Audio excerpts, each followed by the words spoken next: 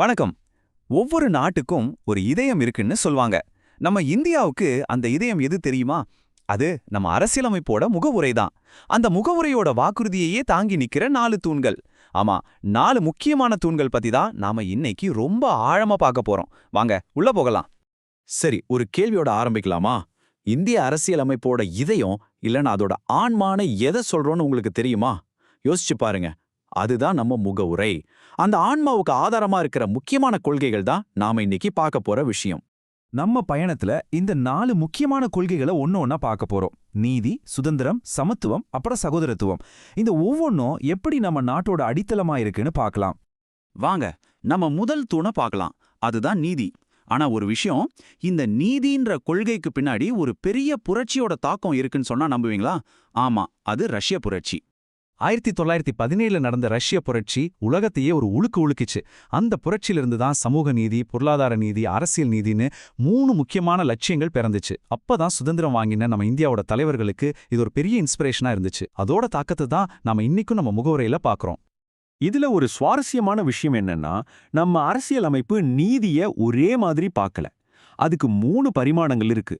முதல்ல சமூக நீதி, அதாவது ஜாதி, மதம், நிறம் இதெல்லாம் பார்த்து பாகுபாடு காட்டாம எல்லாருக்கும் சம வாய்ப்பு கொடுக்கறது. 2வது பொருளாதார நீதி, பணக்காரன் ஏழைன்னு பாகுபாடு இருக்கக்கூடாது.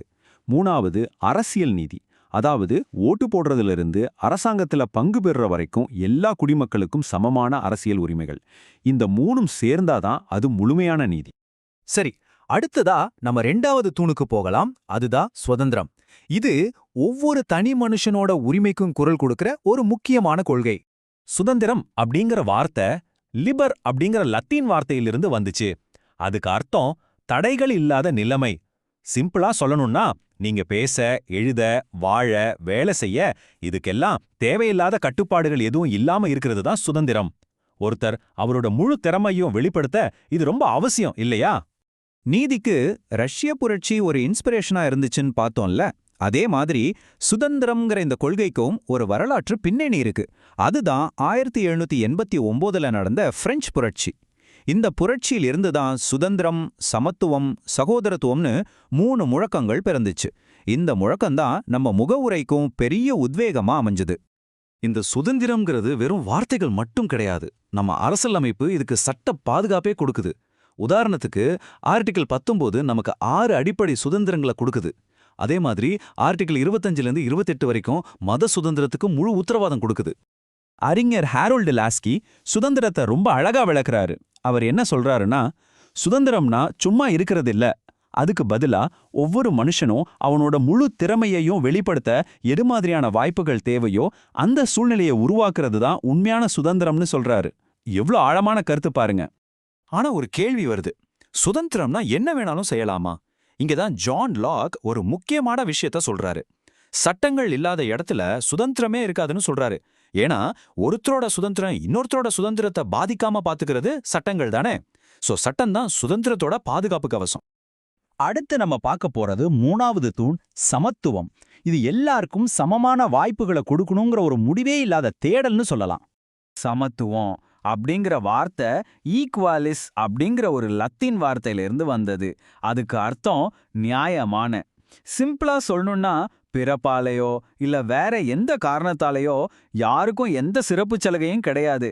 எல்லாருக்கும் சமமான உரிமைகளும் வாய்ப்புகளும் இருக்கணும். இதுதான் அதோட அடிப்படை. இப்ப பாருங்க, இந்த டேட்டா ஒரு முக்கியமான விஷயத்தை நமக்கு தெளிவா காட்டுது. 2011 சென்சஸ் படி தமிழ்நாட்டுல கல்வி அறிவுல பின்தங்கி இருந்த தர்மபுரி மாவட்டத்துல பாலின விகிதமும் ரொம்ப குறைவா இருந்துச்சு. இதுல இருந்து என்ன தெரியுது? கல்வி அறிவும் சமூக சமத்துவமும் ஒன்னோட ஒண்ணு எவ்வளவு ஆழமா இணைஞ்சிருக்குன்னு புரியுது இல்லையா?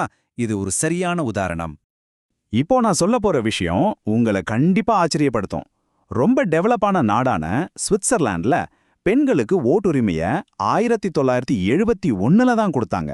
ஆனா இந்தியா சுதந்திரம் கிடைச்ச கொஞ்ச வருஷத்திலேயே, அதாவது 1952லேயே எல்லா பெண்களுக்கும் ஓட்டுரிமை கொடுத்து உலகத்துக்கே ஒரு எடுத்துக்காட்டா நின்னுச்சு. நினைச்சு பார்க்கவே பெருமையா இருக்கு. சமத்துவமும் வெறும் கொள்கை மட்டும் இல்ல, அது நம்ம சட்டத்தோட அஸ்திவாரமே. அதுதான் ஆர்டிகல் 14லேருந்து 18 வரைக்கும் சட்டத்துக்கு முன்னாடி எல்லாரும் சமம்னு சொல்லுது. அது மட்டும் இல்ல, ஆர்டிகல் 326 வயசு வந்த எல்லா இந்தியர்களுக்கும் பாகுபாடே இல்லாம ஓட்டுரிமையை உறுதி செய்யுது. லார்ட் பிரைஸ் பொருளாதார சமத்துவம்னா என்னன்னு ரொம்ப தெளிவா சொல்றாரு. பணக்காரன் ஏழைங்கிற வித்தியாசத்தை குறைச்சு நாட்டோட வளங்கள்ல ஒவ்வொரு ஆணுக்கும் பெண்ணுக்கும் சமமான பங்கு கிடைக்க வைக்கிறது தான் உண்மையான பொருளாதார சமத்துவம்னு சொல்றாரு. சமூக சமத்துவம் உண்மையா வரணும்னா இந்த பொருளாதார சமத்துவம் எவ்வளவு முக்கியம்னு இதுல இருந்து நம்ம புரிஞ்சுக்கலாம். இப்போ கடைசியா நம்மளோட 4வது மற்றும் ரொம்ப ரொம்ப முக்கியமான தூண் சகோதரத்துவம். இதுதான் நம்ம எல்லாரையும் ஒன்னா இணைக்கிற ஒரு பெரிய சக்தி. இந்த சகோதரத்துவத்தை நடைமுறைக்கு கொண்டு வர நம்ம அரசியலமைப்பு ஒரு சூப்பரான வழியை கண்டுபிடிச்சிருக்கு. அதுதான் ஒற்றை குடியுரிமை. நாம தமிழ்நாட்டுல இருக்கலாம், கேரளாவுல இருக்கலாம், இல்ல காஷ்மீர்ல இருக்கலாம். ஆனா நம்ம எல்லாருக்கும் ஒரே அடையாளம்தான், இந்தியன். இந்த ஒரே அடையாளம்தான் நாம எல்லாரும் ஒரே குடும்பம்ங்கிற உணர்வை இன்னும் அதிகமாக்குது. நம்ம இந்தியாவை பாருங்க, எத்தனையோ மொழிகள், மதங்கள், கலாச்சாரங்கள் இருக்கு. இதெல்லாம் நம்மள பிரிக்காம இந்த எல்லா வேறுபாடுகளையும் தாண்டி நாம இந்தியருங்கிற ஒரே நூல்ல நம்மள ஒன்னா இணைக்கிறது தான் இந்த சகோதரத்துவத்தோட முக்கியமான நோக்கம். இதுக்கு ஒரு சூப்பரான லேட்டஸ்ட் உதாரணம் சொல்லவா? 2022ல சென்னையில செஸ் ஒலிம்பியாட் நடந்துச்சு இல்லையா? அதோட சின்னத்துக்கு என்ன பேர் வச்சாங்க தெரியுமா? தம்பி. இந்த தம்பிங்கிற வார்த்தை சகோதரத்துவத்தை குறிக்கிறது மட்டும் இல்லாம தமிழ்நாட்டுல அண்ணாவின் தம்பிகள்னு சொல்ற அந்த உணர்வையும் ஞாபகப்படுத்துச்சு. ரொம்ப சூப்பரான ஒரு விஷயம் இது. அப்போ ஒரு முக்கியமான கேள்வி எழும்புது. இந்த அரசியலமைப்ப நமக்கு யார் கொடுத்தா? ஒரு ராஜாவா இல்ல வேற ஏதாவது வெளிநாட்டு சக்தியா? இல்லவே இல்ல. இதோட முழு அதிகாரமும் இந்திய மக்களான நம்மகிட்ட தான் இருக்கு. இது நாமளே நமக்காக உருவாக்கிக்கிட்ட ஒரு புனிதமான வாக்குறுதி. நம்ம இந்த பயணத்தோட இறுதியில புதுடெல்லி சென்ட்ரல் செக்ரட்டேரியட்ல பொறிக்கப்பட்டிருக்கிற ஒரு வரியை நாம ஞாபகப்படுத்திக்கணும். கஷ்டப்பட்டு வாங்கின சுதந்திரம் ஒரு ஆசீர்வாதம். இந்த ஒரு வரி நம்ம இவ்ளோ நேரம் பார்த்த நீதி, சுதந்திரம், சமத்துவம், சகோதரத்துவம்ங்கிற இந்த 4 தூண்களோட உண்மையான மதிப்பா நமக்கு உணர்த்துது. சரி, கடைசியா உங்ககிட்ட ஒரு கேள்வி. நாம பார்த்த அந்த 4 தூண்கள், நீதி, சுதந்திரம், சமத்துவம், சகோதரத்துவம், இன்னைக்கு நம்ம இந்தியால எந்த அளவுக்கு வலிமையா இருக்குன்னு நீங்க நினைக்கிறீங்க? கொஞ்சம் யோசிச்சு பாருங்களேன்.